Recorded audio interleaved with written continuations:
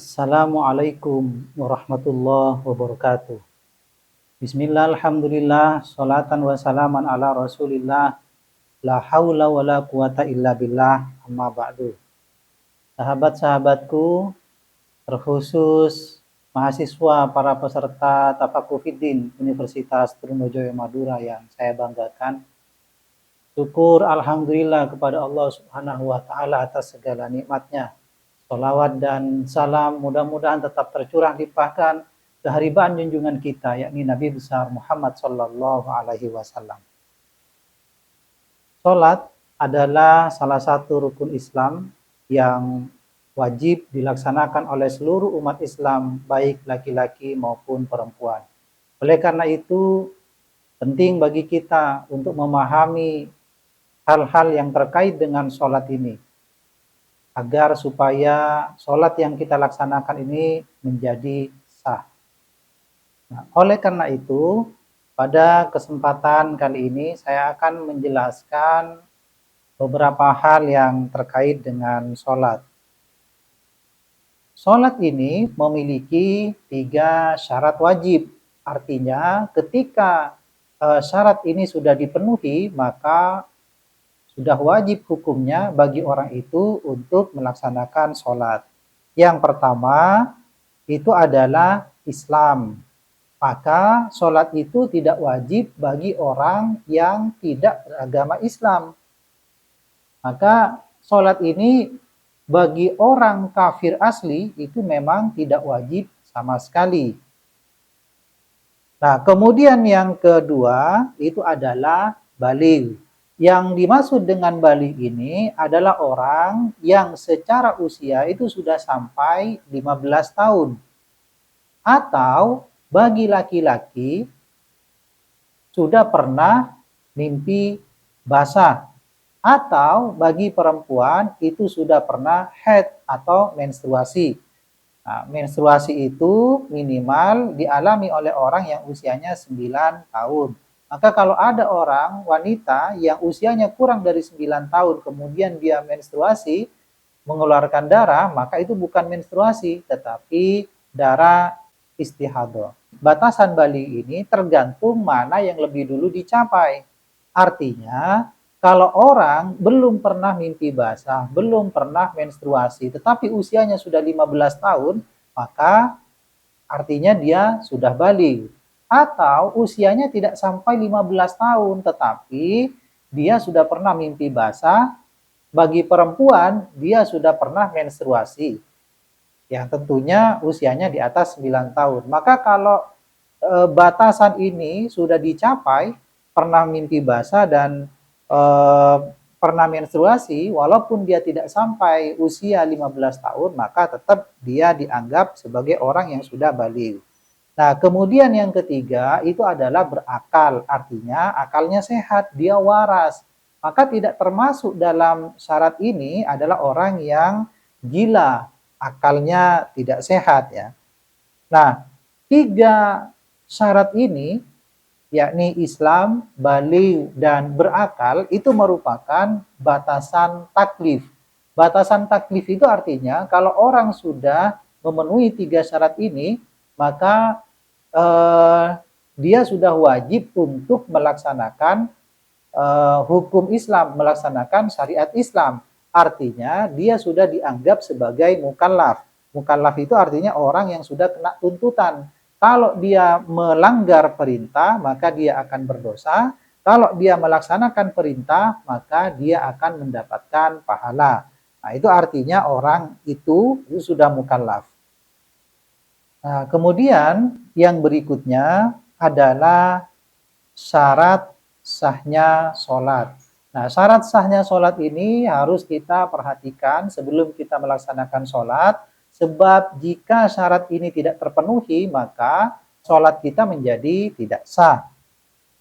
Yang pertama, syarat sahnya sholat itu adalah suci anggota badan dari hadas dan najis.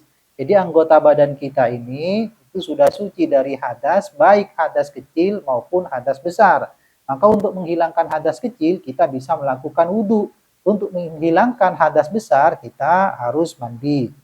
Jadi orang yang melaksanakan sholat tidak boleh dalam keadaan berhadas. Kemudian dia juga suci dari najis. Maka kalau di tubuhnya terdapat najis yang tidak tidak dimaafkan, maka sholatnya menjadi tidak sah. Kemudian yang kedua adalah menutup aurat. Menutup aurat itu batasannya bagi laki-laki itu adalah antara pusar dan lutut. Nah, kalau bahasanya antara pusar dan lutut berarti sebenarnya pusar dan lutut itu tidak termasuk aurat sebenarnya, ya. Jadi lutut dan pusar itu tidak termasuk aurat karena aurat itu adalah bagian tubuh yang berada di antara pusar dan lutut. Namun demikian, di dalam mazhab Syafi'i dikatakan bahwa pusar dan lutut walaupun dia tidak termasuk aurat itu tetap wajib untuk ditutup. Nah, kenapa wajib untuk ditutup? Sebab kalau dua bagian ini tidak ditutup, maka menutup aurat itu menjadi tidak sempurna. Sebab nanti ketika melakukan gerakan-gerakan sholat, sangat mungkin aurat itu akan terbuka jika dua bagian ini tidak ditutup. Ada kaidah fikih yang mengatakan, ma la yatimul wajib illa bihi fahuwal wajib. Sesuatu yang mana hal wajib itu tidak bisa sempurna kecuali dengan sesuatu itu, maka sesuatu itu hukumnya juga wajib. Wudhu itu aslinya tidak wajib, tapi sholat itu tidak bisa sah kecuali dengan melaksanakan wudhu dulu. Nah, oleh karena itu, wudhu itu juga menjadi wajib ketika kita akan melaksanakan sholat. Nah, sama dengan menutup pusar dan lutut ini, aslinya dia bukan aurat, tetapi menjadi wajib untuk ditutup karena menutup aurat itu tidak akan sempurna kecuali dengan menutup dua bagian ini.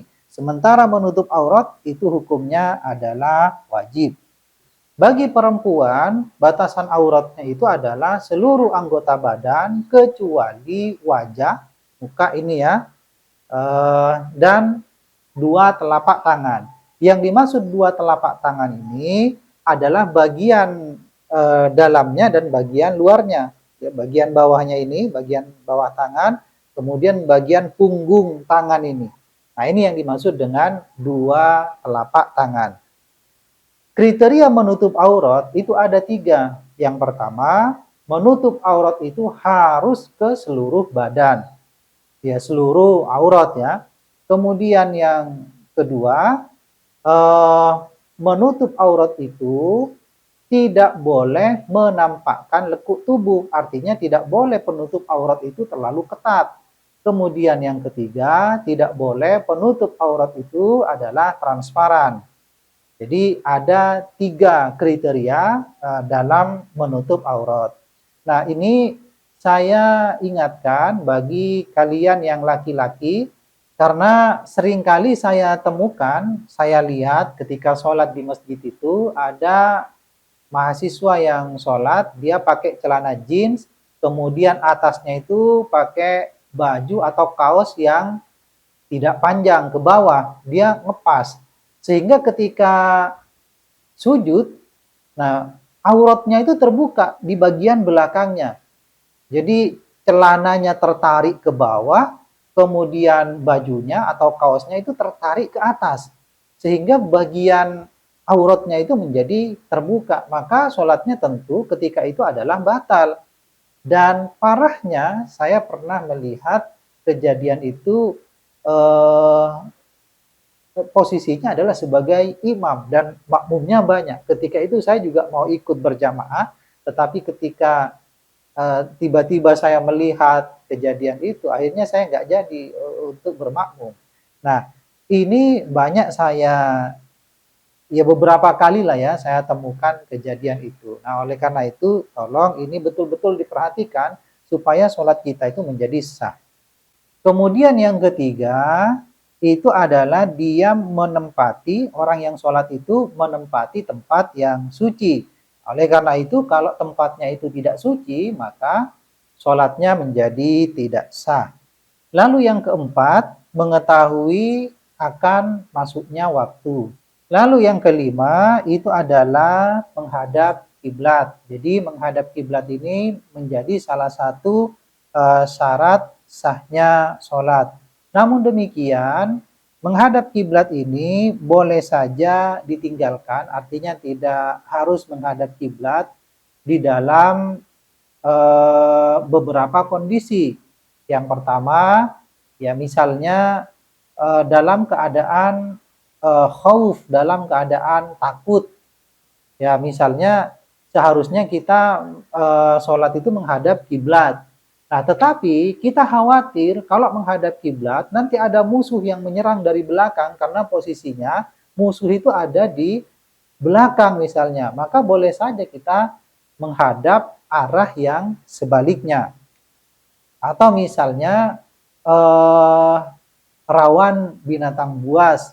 Nah, ini kalau kita menghadap kiblat, kita khawatir tahu-tahu nanti ada binatang buas yang menerkam kita. Maka boleh saja kita membelakangi kiblat untuk berjaga-jaga. Nah, kemudian boleh juga meninggalkan menghadap kiblat, tidak harus menghadap kiblat. Misalnya ketika kita bingung arah, kita tidak tahu arah kiblat, maka kita berijtihad. Kira-kira kiblat itu di mana? Nah, ternyata setelah kita berijtihad, kita menentukan bahwa meyakini bahwa arah kiblat itu di sana, maka kita sholat menghadap sana. Walaupun sebenarnya ijtihad kita ini, keyakinan kita ini salah ternyata. Yang benar arah kiblat di sana misalnya. Maka tidak apa-apa. Bagaimana kalau misalnya ada orang yang memberitahu bahwa arah kiblat itu di sana? Nah, kalau sholatnya sudah selesai, maka sholatnya tidak perlu diulangi. Tapi kalau sholatnya belum selesai, maka orang yang sholat ini tidak perlu berhenti, tetapi boleh langsung berbelok arah. Jadi yang awalnya misalnya menghadap ke utara, dia boleh langsung belok menghadap ke barat, misalnya begitu. Kemudian yang terakhir, boleh kita tidak menghadap kiblat itu dalam keadaan berkendara. Jadi kalau kita dalam keadaan berkendara, jika memungkinkan, ya, jika memungkinkan, saat pertama kali kita melaksanakan sholat itu menghadap kiblat. Nah, tapi nanti ketika kendaraan itu sudah berjalan, dia berbelok-belok arah, maka tentu arah kita yang sedang sholat itu sudah menjadi tidak menghadap kiblat lagi. Nah, oleh karena itu ya tidak apa-apa, tidak masalah. Itu kalau memungkinkan untuk menghadap kiblat di awal pelaksanaan sholat. Kalau memang tidak memungkinkan sama sekali untuk menghadap kiblat, ya tidak apa-apa untuk tidak menghadap kiblat. Berikutnya yang berkaitan dengan rukun sholat. Di dalam kitab yang saya baca ini, Fathul Mujib Al-Qorib, yang ditulis oleh Syekhina Afifuddin Muhajir. Nah, itu disebutkan bahwa rukun sholat itu ada 18. Yang pertama adalah niat. Niat ini karena dia rukun, maka tidak boleh tidak, ya harus dilaksanakan sebagai rukun yang pertama. Jika tidak melaksanakan niat, ya tentu sholatnya tidak sah. Dan niat itu tempatnya adalah di dalam hati, bukan di lisan. Nah, tetapi para ulama mengatakan bahwa dianjurkan untuk at-talaffuz bin niat. Jadi kita melafadzkan niat, usolli fardhu zuhri dan seterusnya di mulut kita. Nah, untuk memantapkan niat yang ada di dalam hati. Nah, sementara niat yang sebenarnya itu dilakukan di dalam hati. Kapan waktunya? Waktunya itu adalah bersamaan dengan takbiratul ihram. Jadi, ketika kita melaksanakan takbiratul ihram, di mulut kita mengatakan Allahu Akbar. Jadi, ketika kita takbiratul ihram, Allahu Akbar, di hati kita itu mengucapkan usolli fardhu zuhri. Nah, itu kalau sholat zuhur. Jadi, seharusnya kalau bisa hamzahnya lafadz Allah, ketika kita mengucapkan Allahu Akbar itu, hamzahnya lafadz Allah itu bersamaan dengan hamzahnya lafadz usolli yang kita baca di dalam hati. Nah, kemudian roknya lafadz akbar, jadi Allahu Akbar, roknya lafadz akbar itu juga bersamaan dengan roknya lafadz zuhri, kalau itu sholat duhur. Usolli fardadz zuhri. Jadi bersamaan dengan roknya lafadz zuhri. Itu kalau kita mengambil niat yang singkat. Tapi kalau niatnya kita ambil yang panjang, usolli fardadz zuhri arba'a raka'atin mustaqbilal qiblati adaan lillahi ta'ala. Ya berarti bersamaan ketika kita mengucapkan lillahi ta'ala, nah itu bersamaan dengan roknya lafadz akbar. Artinya mulainya niat itu bersamaan dengan mulainya lafadz takbir, dan akhirnya niat itu bersamaan dengan akhirnya lafadz takbir. Nah, tapi kalau sulit begitu, ya tidak apa-apa. Yang penting niat itu dilaksanakan bersamaan dengan takbir. Artinya berada di dalam waktunya takbir itu. Nah, tapi sebisa mungkin diusahakan ya bersamaan dengan hamzahnya Allah bersamaan dengan hamzahnya usolli. Supaya apa? Supaya niat itu betul-betul bersamaan dengan lafadz Allahu Akbar. Karena niat itu adalah qasdus syai'i muqtarinan bi fi'lihi. Niat itu adalah bermaksud pada sesuatu yang bersamaan dengan pekerjaannya. Jadi niat itu harus bersamaan dengan pekerjaannya. Kalau dia tidak bersamaan dengan pekerjaannya, misalnya niat itu lebih dulu, maka itu tidak dianggap niat, tetapi dianggap azam.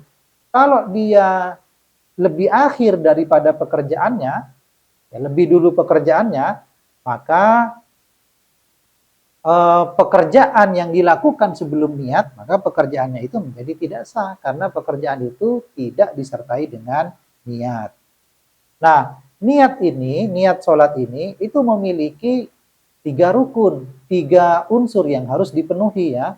Yang pertama adalah qasdu. Qasdu ini adalah bermaksud untuk melakukan pekerjaan. Apa pekerjaannya? Ya sholat. Maka qasdu ini yang dimaksud dengan lafadz usolli. Nah, kemudian yang kedua adalah menentukan fardiyahnya.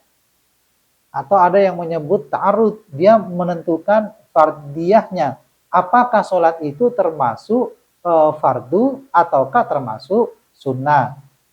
Ya misalnya kita melaksanakan sholat duhur, kita mengucapkan usolli fardadz zuhri. Nah lafadz fardo itu, ya, itu namanya menentukan fardiyahnya, apakah termasuk sholat fardu atau sholat sunnah. Atau ketika kita melaksanakan sholat duha, usolli sunnatad duha misalnya. Maka lafadz sunnata itu, nah, itu termasuk menentukan fardiyahnya. Artinya kita menentukan bahwa sholat itu termasuk sholat sunnah. Nah kemudian yang ketiga, yang terakhir adalah ta'yin. Ta'yin itu adalah menentukan jenis sholatnya. Apakah sholat duhur, sholat asar, ataukah sholat duha, ataukah sholat tahajud, misalnya begitu. Sehingga kalau kita mengikuti 3 rukun ini atau 3 unsur ini, maka niat sholat itu seharusnya tidak terlalu panjang. Kalau kita termasuk orang yang sulit mengucapkan niat ya. Jadi kita cukup mengucapkan usolli fardadz zuhri. Nah itu sudah cukup memenuhi 3 unsur ini. Usolli fardal asri, atau usolli sunnatad duha, usolli sunnatat tahajjudi. Nah itu sudah cukup memenuhi 3 unsur ini. Karena ada beberapa orang itu ketika niatnya itu nggak jadi-jadi karena dia sulit untuk mengucapkan niat. Maka kata Imam Syafi'i, orang yang kesulitan melakukan niat, mengucapkan niat, itu sebenarnya adalah orang yang tidak paham dengan teorinya niat. Jadi niat itu cukup dengan 3 unsur itu. Al-qasdu, at-ta'arud, dan at-ta'yin. Jadi usolli fardhu zuhri atau usolli sunnatat duha. Nah, jadi rukun yang pertama itu niat, kemudian yang kedua adalah berdiri bagi yang mampu. Ya, bagi yang mampu wajib berdiri karena itu termasuk salah satu rukunnya sholat. Tapi bagi yang tidak mampu untuk berdiri ya boleh duduk. Yang tidak mampu duduk boleh tiduran, ya, miring ke arah barat. Tapi bagi yang sudah tidak mampu miring ya boleh terlentang, kemudian gerakannya pakai isyarat mata. Kemudian yang ketiga adalah melakukan takbiratul ihram. Takbiratul ihram ini kenapa disebut takbiratul ihram? Ya karena ihram itu artinya mengharamkan atau pengharaman. Takbir yang mengharamkan. Mengharamkan apa? Mengharamkan segala sesuatu yang membatalkan sholat. Nah, kalau sebelum sholat kita boleh makan, maka setelah sholat itu kita dilarang makan. Sebelum sholat kita boleh berbicara, tertawa, tapi setelah kita melaksanakan sholat kita boleh, kita haram untuk berbicara atau tertawa. Maka itu disebut takbiratul ihram. Nah, karena melakukan hal-hal yang membatalkan sholat secara sengaja itu adalah haram, maka dengan kata lain wajib hukumnya kita melaksanakan sholat dan menyelesaikannya secara sempurna. Walaupun itu adalah sholat sunnah. Sholat sunnah itu hukumnya sunnah sebelum kita melaksanakan sholat. Artinya kita boleh memilih untuk melaksanakan atau tidak. Misalnya kita melaksanakan sholat duha, kita boleh memilih melaksanakan sholat duha atau tidak.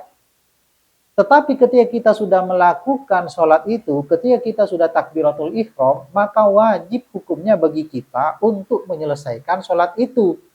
Dengan kata lain, haram hukumnya bagi kita melakukan hal-hal yang membatalkan sholat secara sengaja.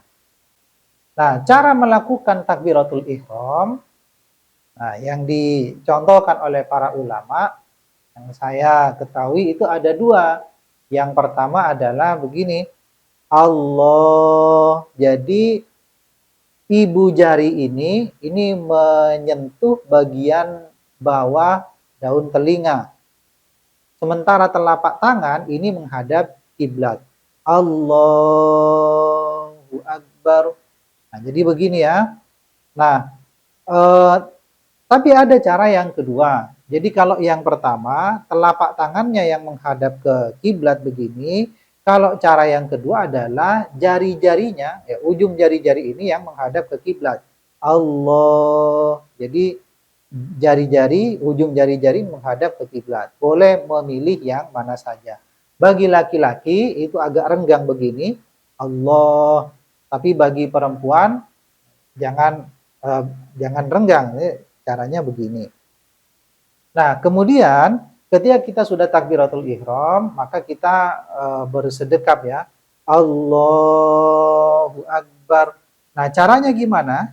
Caranya adalah ruas pangkal jari ini, ya, ruas pangkal jari itu posisikan pas di tengah-tengah, di atas pusar ya, pas di tengah-tengah. Kebetulan saya menggunakan baju yang kancingnya ada di tengah, maka ruas pangkal jari ini ya lurus dengan kancing baju. Nah, kemudian tangan yang kanan itu memegang pergelangan tangan yang kiri dengan dua jari di atas lengan. Ya, dua jari di atas lengan, sementara tiga jari lainnya itu memegang lengan. Jadi begini. Memang kelihatannya ini agak miring ke kiri, tetapi tidak usah dimiring-miringkan, karena kadang-kadang saya lihat ada orang sholat ya sengaja dimiring-miringkan. Allahu Akbar, enggak perlu. Jadi memang yang penting ruas pangkal jari itu berada di tengah, kemudian yang kanan memegang pergelangan tangan kiri, dua jari ada di atas. Jadi begini. Jadi kelihatannya memang agak miring sedikit. Nah, kenapa harus ada dua jari di atas lengan ini? Jadi di dalam hati kita ini yang dimaksud adalah kolbu ya, bukan liver, bukan hati dalam makna fisik, tetapi hati dalam makna batin. Di dalam hati kita ini ada dua lubang yang itu menjadi tempat keluar masuknya setan. Maka kata para ulama, jadi kalau sholat itu ya begini, dua jari di atas lengan, itu tujuannya adalah untuk menutup dua lubang itu. Ketika kita mengucapkan takbir, maka setan itu keluar dari dalam hati kita. Lalu ketika setan itu keluar, kita tutup dengan dua jari supaya setan itu tidak masuk lagi. Harapannya sholat kita itu menjadi khusyuk karena tidak ada setan di dalam hati kita. Lalu pertanyaannya, ketika tidak ada setan di dalam hati kita, kita sholat masih tetap tidak khusyuk juga, yaitu artinya karena kita memang tidak terbiasa untuk khusyuk. Oleh karena itu, khusyuk itu ya perlu dilatih. Kemudian rukun berikutnya itu adalah membaca suratul Fatihah. Dan bismillahirrahmanirrahim di dalam mazhab Syafi'i itu termasuk termasuk surat Al-Fatihah. Sehingga kalau kita membaca surat Al-Fatihah itu dimulai dari bismillahirrahmanirrahim. Membaca surat Al-Fatihah ini adalah bagi mereka yang mampu ya. Tetapi bagi mereka yang tidak mampu, ya misalnya ada orang yang baru masuk Islam dan dia belum hafal surat Al-Fatihah, maka boleh menggantinya dengan ayat yang lain yang jumlah ayatnya itu sama dengan jumlah ayat surat Al-Fatihah. Lalu bagaimana kalau misalnya orang yang sholat ini dia juga tidak hafal ayat yang lain untuk menggantikan surat Al-Fatihah? Maka bisa diganti dengan bacaan yang lain, bacaan zikir yang waktunya kira-kira sama dengan waktu untuk membaca surat Al-Fatihah. Jadi sekali lagi saya katakan bahwa ini bagi orang yang betul-betul tidak mampu atau tidak bisa membaca surat Al-Fatihah, ya misalnya dia baru masuk Islam atau dia sudah lama Islamnya tetapi dia hidup jauh dari ulama.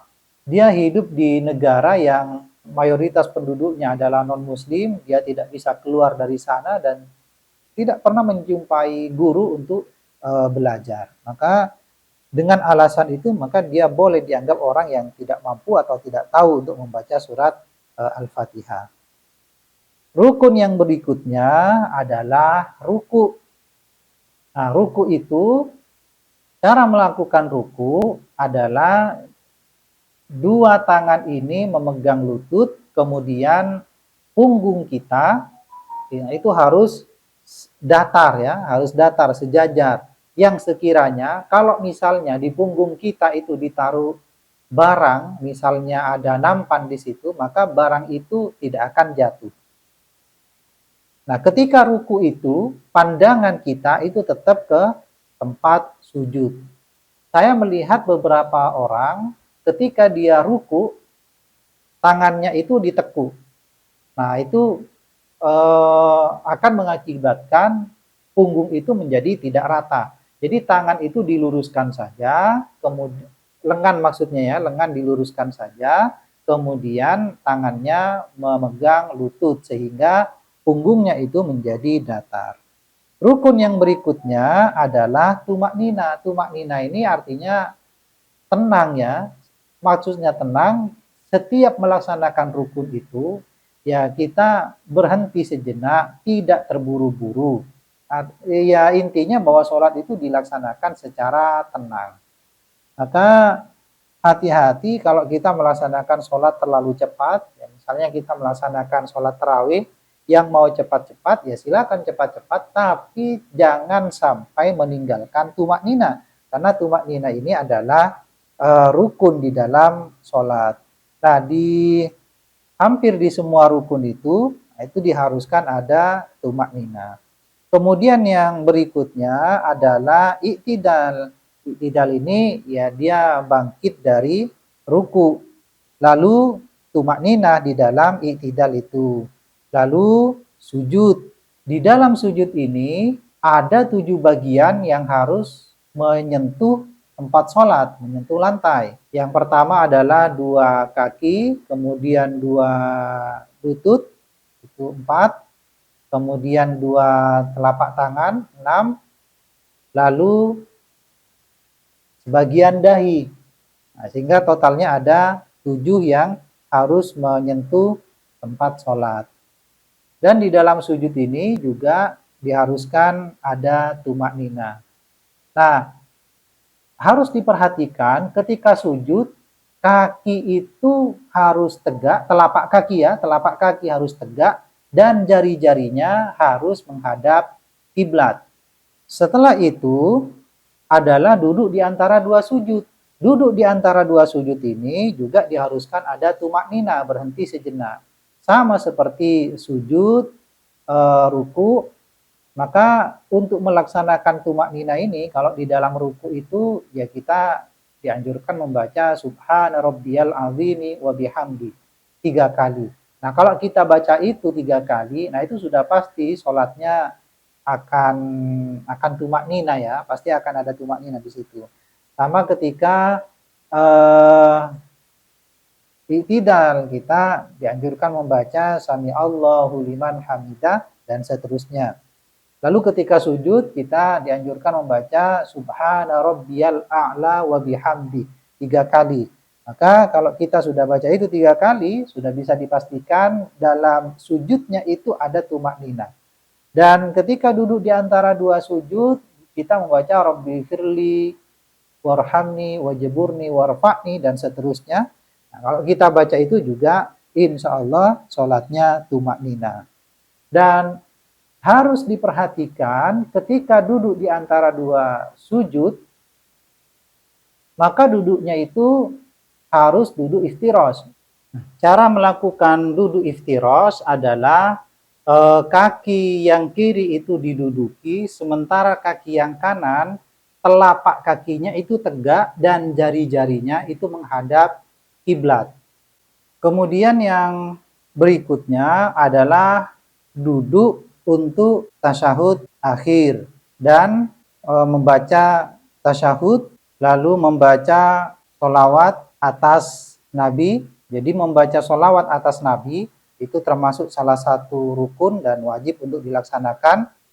Nah, ketika membaca tasyahud, tangan kita itu menunjuk ya, menunjuk seperti ini. Nah, tetapi sebelum itu, ketika kita sudah duduk akhir, ya duduk akhir untuk tasyahud akhir itu, ya tangan kita sudah bersiap diletakkan di atas paha kita, mendekati lutut itu, di atas lutut, dan posisinya ujung ibu jari itu ketemu dengan ujung telunjuk, sementara 3 jari lainnya itu ya ditekuk ke belakang sehingga posisinya seperti ini. Nah, begitu nanti kita membaca asyhadu alla ilaha illallah, pada lafaz illallah, jari kita itu langsung menunjuk. Telunjuk kita langsung menunjuk gini. Posisinya gini. Jadi tidak terlalu tegak, tidak terlalu keras begini, tapi juga tidak terlalu kendor. Jadi biasa-biasa saja. Dan yang terakhir adalah, bukan yang terakhir ya, yang berikutnya adalah salam. Nah, salam yang rukun itu adalah salam yang pertama, yaitu ketika kita menoleh ke kanan. Berikutnya niat keluar dari sholat. Maksudnya niat keluar dari sholat, di dalam hati kita itu sadar, ingat, dan bermaksud bahwa sholat ini sudah selesai. Nah, karena kalau tidak ada niat untuk keluar dari sholat, artinya tidak sadar di dalam hatinya, tidak ingat dan tidak ada maksud tidak ada maksud di dalam hatinya bahwa sholat itu sudah selesai, maka pekerjaan setelah sholat itu masih akan dianggap sebagai bagian dari sholat, dan kalau ternyata gerakannya tidak merupakan bagian dari sholat, maka sholatnya menjadi batal.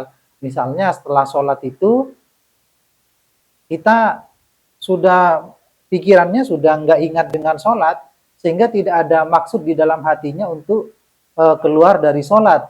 Ketika selesai kita salam, dan tiba-tiba selesai salam kita main HP, maka artinya kita main HP itu masih di dalam pekerjaan sholat.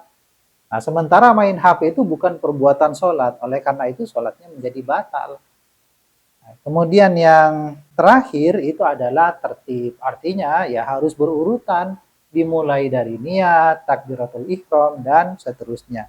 Nah, yang perlu kita perhatikan adalah bahwa yang rukun itu harus dianggap rukun, sementara yang sunnah itu harus kita anggap sunnah. Kalau sampai yang rukun kita anggap sunnah, yang sunnah kita anggap rukun, maka sholatnya juga menjadi tidak sah.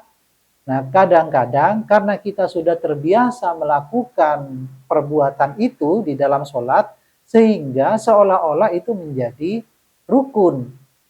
Nah, ini hati-hati, kalau yang sunnah itu menjadi dianggap sebagai rukun, maka sholatnya menjadi tidak sah.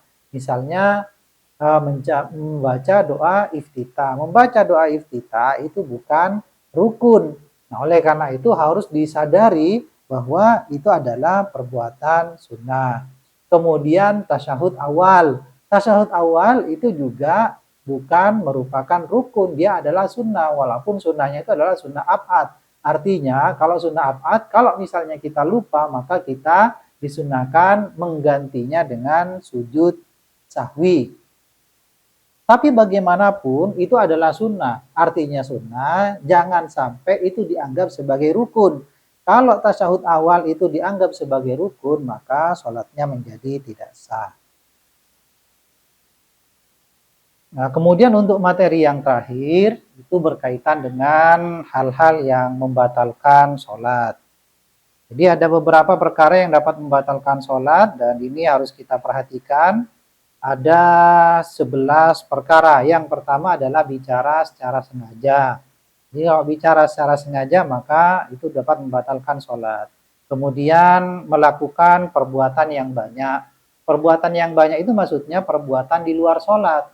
Banyak itu artinya dia sampai 3 kali berturut-turut, ya, 3 kali berturut-turut. Nah, oleh karena itu, kalau misalnya kita gatal, kita boleh saja menggaruk kalau sudah tidak tahan, ya. Caranya adalah misalnya yang gatal itu di muka kita, di wajah, maka tangan ini diangkat 1 kali. Nah, ini dihitung 1, kemudian yang menggaruk itu adalah 1 jari saja. Digaruk begini, kemudian setelah itu selesai diturunkan. Nah, itu gerakannya tidak sampai 3 kali. Atau misalnya ketika kita sholat berjamaah, di depan itu tiba-tiba ada 1 orang yang keluar dari shaf, dia membatalkan sholatnya. Nah, kita kan harus mengisi shaf yang ada di depan yang kosong itu. Maka kita mengisinya itu maju ke depan selangkah demi selangkah. 1 langkah, ya. Jadi 1 langkah itu 1, tutup dulu. Nah, ini 2 gerakan. Jadi 1, 2. Nah, ini tutup dulu, berhenti dulu. Nah, setelah itu, setelah berhenti, diam. Nah, kita lanjutkan. 1, 2. Nah, jadi 2 gerakan, 2 gerakan. Jadi 2 gerakan untuk 1 langkah. Maka kalau misalnya kita langsung beberapa langkah, misalnya 1, 2, 3. Kalau langsung 2 langkah, maka gerakan kita tuh ada 3 gerakan, dan itu dapat membatalkan sholat. Nah, oleh karena itu melangkahnya itu 1 langkah, 1 langkah. Kemudian yang berikutnya yang dapat membatalkan sholat itu adalah hadas. Jadi kalau wudhu kita batal, maka sholatnya juga batal. Yang berikutnya adalah kejatuhan najis. Misalnya di tengah-tengah sholat, tiba-tiba ya badan kita atau baju kita kena najis, maka otomatis sholatnya batal. Dan berikutnya, inkishaful aurah, terbukanya aurat. Jadi misalnya tiba-tiba bajunya robek, auratnya terbuka, ya batal sholatnya. Tapi kalau misalnya aurat kita terbuka, lalu secara cepat, secara langsung gitu ya, kita menutupnya, maka itu tidak membatalkan sholat. Misalnya kita sholat, tiba-tiba ada angin yang meniup sarung kita, sehingga auratnya sedikit terbuka, maka secara spontan misalnya kita langsung menutup aurat itu dengan cepat, maka itu tidak dapat membatalkan sholat. Berikutnya adalah merubah niat. Jadi merubah niat ini juga termasuk hal yang membatalkan sholat. Atau misalnya kita menggantungkan niat. Misalnya kita bilang begini, nanti kalau misalnya turun hujan, saya mau berhenti sholat karena ada jemuran di luar. Misalnya begitu. Maka nggak nunggu hujan turun, ketika kita sudah menggantungkan niat seperti itu, maka otomatis sholatnya sudah batal. Dan atau misalnya kita ragu-ragu dalam dalam sholat itu, kita punya jemuran di luar, lalu tiba-tiba turun hujan, lalu di dalam hati kita ragu-ragu, nih sholat dilanjutkan atau enggak ya, lanjut enggak. Jadi ragu-ragu, maka ketika ragu-ragu itu, sholatnya otomatis sudah batal. Berikutnya istidbarul kiblah, membelakangi kiblat. Jadi kalau misalnya kita apa namanya, membelakangi kiblat itu dapat membatalkan sholat. Nah, yang berikutnya yang dapat membatalkan sholat itu adalah makan, minum, lalu tertawa terbahak-bahak, dan murtad. Nah, itu adalah 11 perkara yang dapat membatalkan sholat. Nah, kiranya itu ya pembahasan untuk materi sholat. Seperti yang saya bilang tadi, sebenarnya materinya cukup banyak, tetapi karena durasi videonya ini sudah lumayan panjang ini, sehingga tidak bisa tidak bisa saya bahas semuanya. Namun demikian, jika misalnya nanti ada hal-hal yang perlu ditanyakan, perlu didiskusikan, ya monggo kita bisa diskusikan secara langsung. Terima kasih, kurang lebihnya mohon maaf. Saya akhiri, wabillahi taufiq wal hidayah. Wassalamualaikum warahmatullahi wabarakatuh.